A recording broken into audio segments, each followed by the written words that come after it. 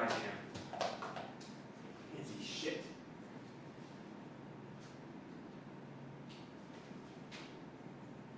I'm sure the chat's yelling, those are the lines, I don't know the lines, I'm too stupid. God damn it, Christian.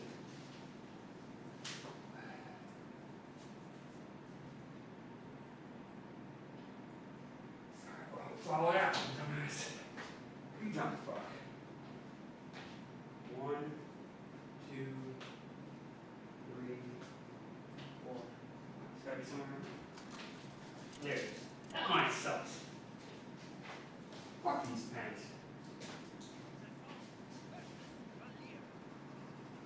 That's the other problem, I don't have a lot of room to back up. So like, I can pitch if I want to.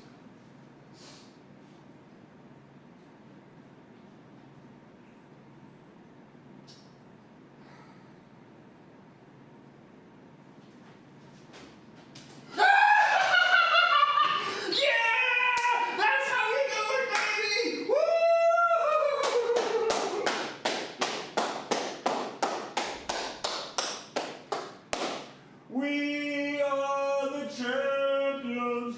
We are the champions. Feeding time. Food time! Champions get rewarded with dinner. No time for losing, 'cause we are the champions of the world.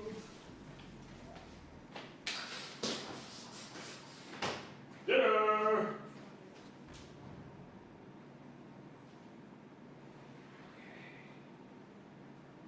Chicken and rice.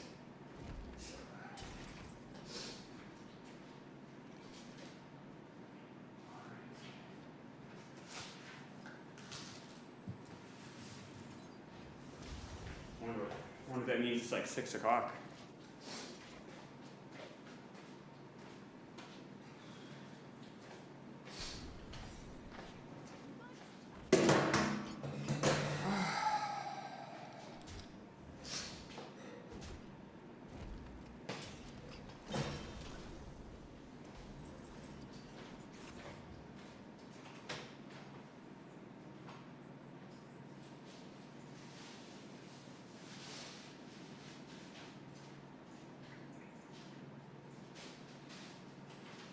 Not good for myself.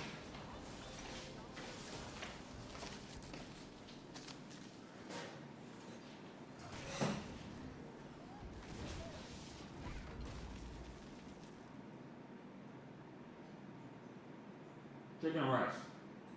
Pretty good.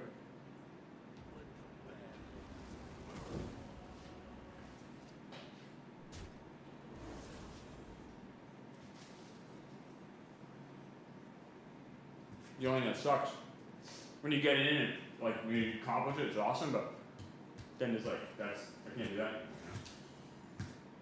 So you get elated and then you get disappointed.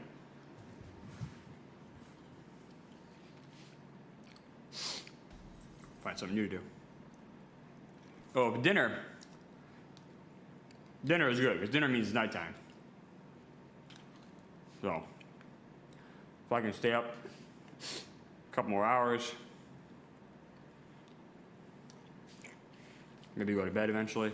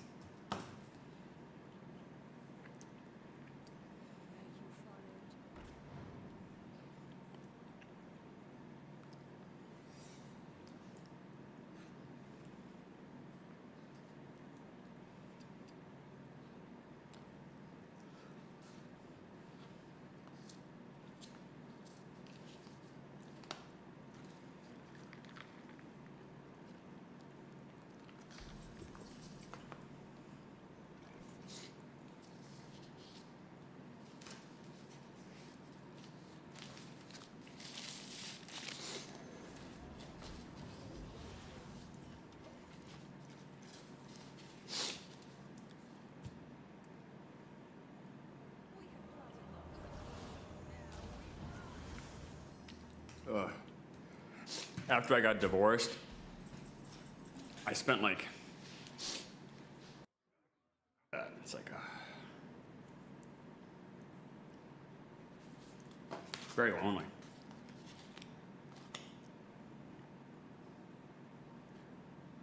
I forgot like how lonely that existence really was. I was lucky where I had my own office, which was very nice. But you think about like my day from like 8 to 6 was in a, I wake up alone in the morning. I got Wakefield's there, thank God. I drop Wakefield off with my parents. I go to work from 8 to 6 in my own office, which I had windows and stuff and could see, but like, I'm not really communicating with people that regularly, I guess. And then you get in your car, I pick Wakefield up, and go back to my house, go back to my apartment, or not even my house, my friend's basement apartment. It's just like, just felt so low.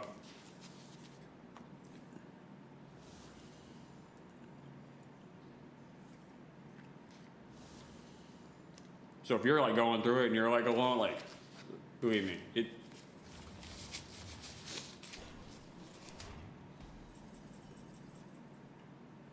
it sucks, but it gets better. If you put effort in to meet friends and to meet people, it'll get better. Go to the classes. A big rule I had after I got divorced was like, I'm not going to say no if anyone asks me to do anything socially. Like, hey, Chris, let's go out. Instead of being like, I'm tired, I just say yes. Like, yes, like a big philosophy in improv is yes and. And that's like basically saying like, you agree and then you build off of it. So if someone's like, oh wow, I'm gonna give a good like, this kitchen's like very nice. Yes, it is. And then you can add like a feature, maybe that's like do you know that, the dishwasher not only washes dishes, but also can put them away for you? I've never heard of that before. You just keep building off of it. Never saying no. It's not like you wouldn't be like, no, that's impossible, because that ruins the scene. But it's like having that mentality in life, just saying yes to stuff. And that will get you out of your comfort zone, that helps you meet new people. I think that's like a good way to look at stuff. Because I've been like alone for a long, I said, after I got divorced, I'm 36, 37, all my friends are married, all my friends have kids. It's like, this sucks, like I'm just alone. And my friends were great and have me hang out, but they don't want to go out on a Friday night to go meet girls if they're married and have kids. They're fucking exhausted, want to spend time with their family.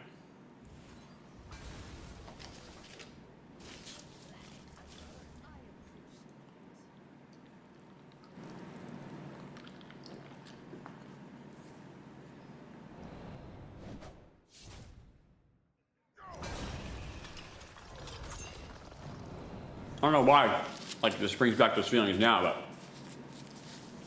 obviously I eat meals alone in my house all the time. My wife's busy working, or might be she goes away on trips or whatever she needs to do.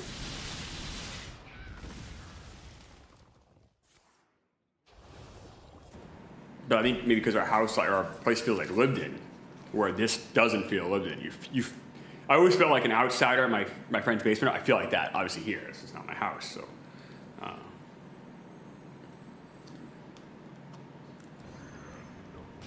Being lonely does suck though, for sure. And almost everyone goes through it. They don't talk about it a lot on movies and TV, but they do.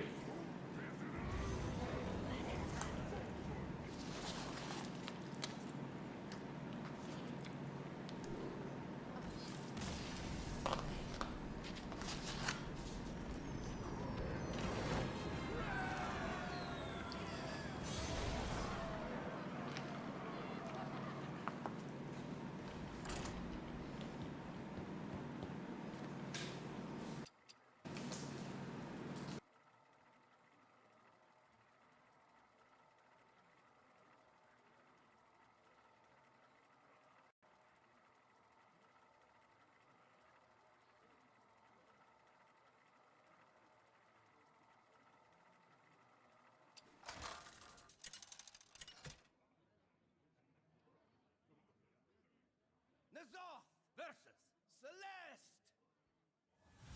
Now celebrate a new beginning.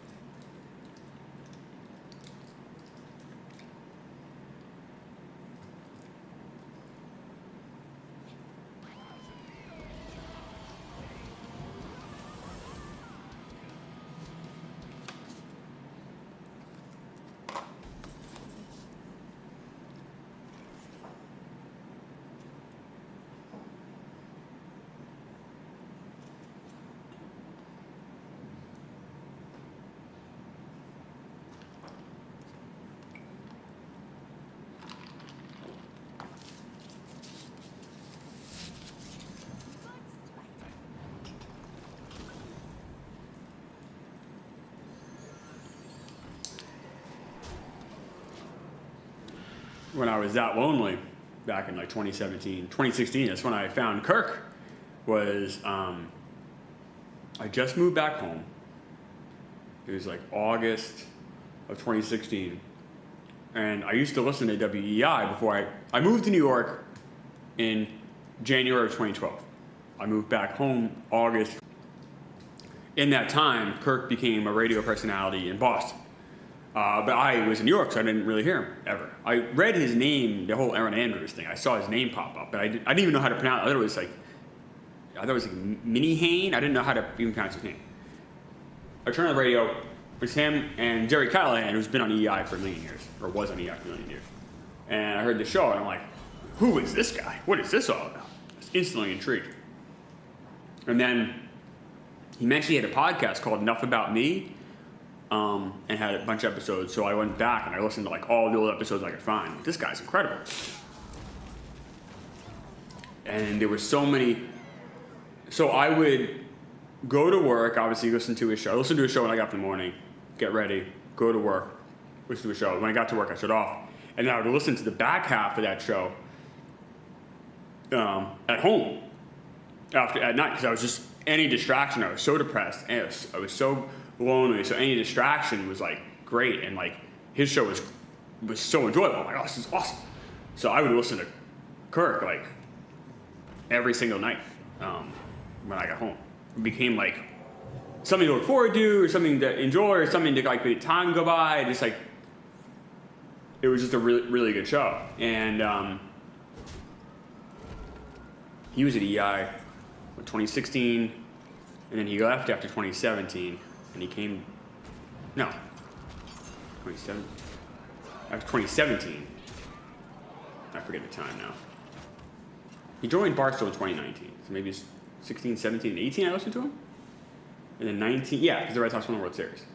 And then 19, he went to Barstool. And that's how I really found Barstool. I didn't really have anything to do. I knew Dave and Dan and Kevin, obviously. I followed Kevin for a while because he's a Mets and Jets fan, like me.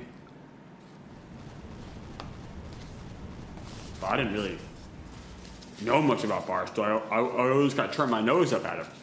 I'm like, oh, Barstool, do all that. 'Cause I didn't know what it was about. It was something like my younger, like all my friends' younger brothers love Barstool. But where I'm close enough to Dave's age, and it came out, remember I told you, I say remember, like everyone's been listening the whole time. I talked earlier about I was living in Boston in 2003. And I'm surprised I never saw the Barstool. I must have walked by it a million times. And I didn't pick up a Barstool newspaper.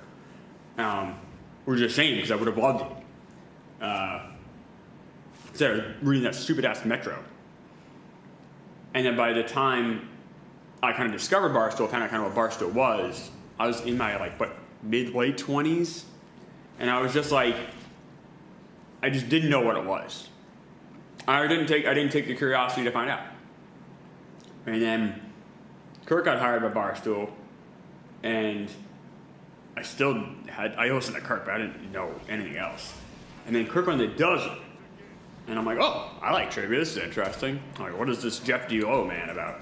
And then and then Jeff D.O. had a movie podcast. I'm like, oh, I like movies. I'm like, oh, this is pretty good. And I discovered Ken Jack through LCB. And then the more stuff Kirk did Barstool, the more like it opened up doors. I'm like, oh, this is interesting. Oh, what's this? What's this? But yeah, I'm definitely like a latecomer to it. Which is a shame. Like, it just shows you shouldn't. If you're gonna criticize something, criticize away. Like, you think something sucks, like it's not for you. And also, not everything on Barstool is for everybody else either. Like, Call Her Daddy, a monster show. I'm not interested in what they talk about at all. Like, that's just not, that was never something I would go listen to that podcast. But a lot of people do like it, obviously, or did like it. So, like, something like that is not something I'm ever going to listen to, but there are a bunch of stuff in Barstool that I would have enjoyed if I had just given it a chance. Like, you want to criticize something, go for it, but you have to give it a shot first before you do. That's just...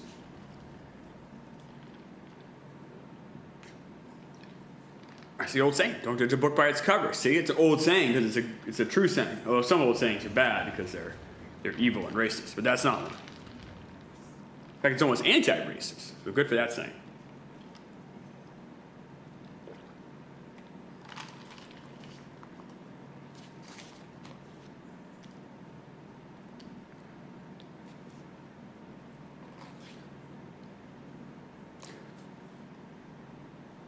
This meal's good, but I'm like kind of full. It's fine, it's good. But the other thing I'm thinking is like, I have to eat the same thing every day. Ugh. I'm gonna be so bored of it. About like Thursday.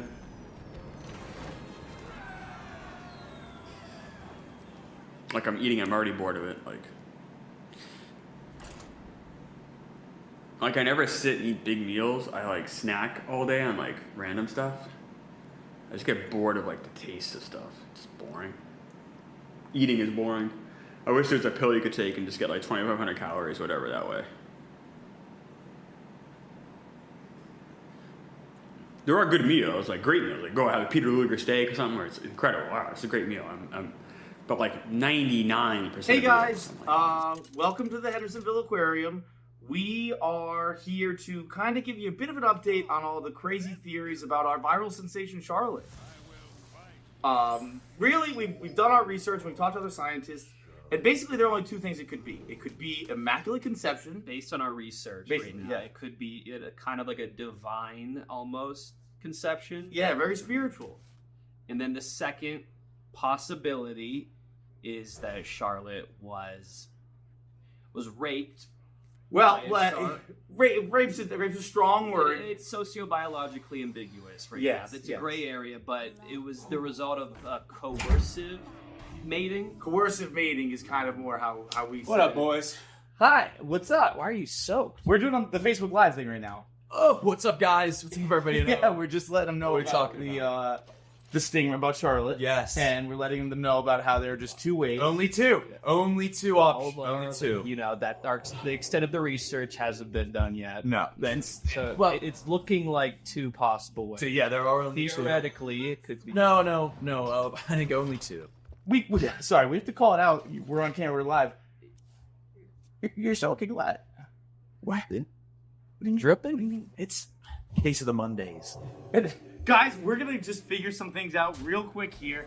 It's basically just gonna be either, just to clear things up, it's just gonna be either a genetic mutation or it'll be I'm sorry, what'd you call it? A coercive mating. A coercive mating. And it can't be anything. It cannot be anything. I wasn't done. Why are you soaking wet? Why are you coming on the street? I'll take a fucking paternity test if you want me to. Take a paternity test for what? What? I thought you mentioned it. No, you don't smell rape, pussy. Exactly what it smells like. Oh my god. Ray tongue, too. Did you kiss Charlotte? Char? No. You have a pet name? Oh my god. I know this sounds weird, but can you guys just talk to her for me, please? I'm 25. I don't know how to talk a stingray into an abortion. Doesn't she technically belong to us? Well, the lines are blurred sociobiologically. But what are you saying? It's probably the shark. It's probably fucking shark. It's always the shark. Shark this, shark that. Be jealous of the shark. Who wouldn't be jealous of a shark? You trying to get this thing? No! Just a fling. Don't say it like that. Like fling? Yes. Yeah, I guess it was more than that. I don't even like that you guys are accusing me of fucking a stingray 8 to 9 times. That's what it's from your mouth. An ongoing thing? This is outrageous. Wait, this is actually perfect timing. We just got the email. We don't even, it's probably, We got it's probably spam. You know, Yeah. you probably don't, you guys look dumb.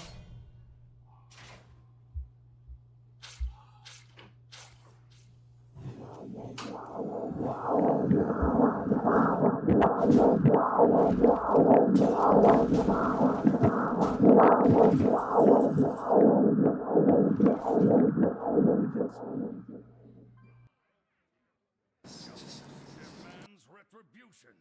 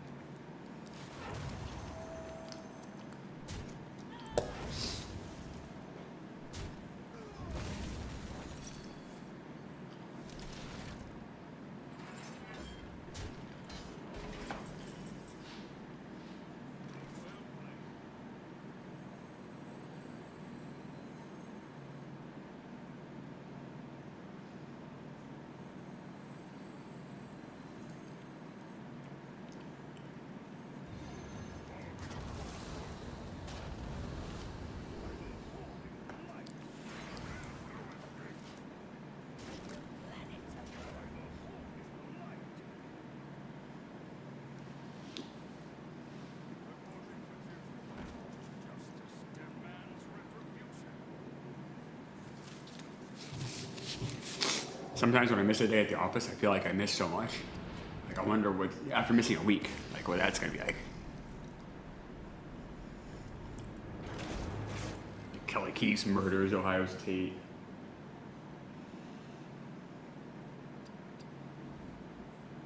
Frank does a walk with another like massive celebrity.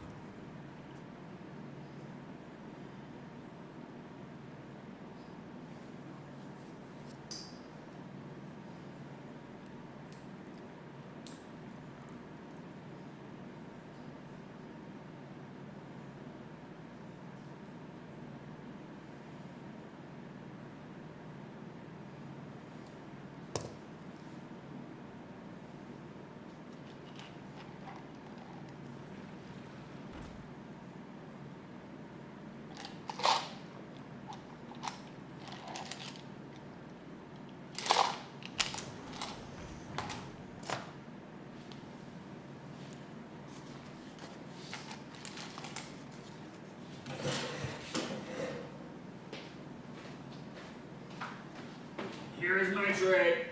Here is my trash.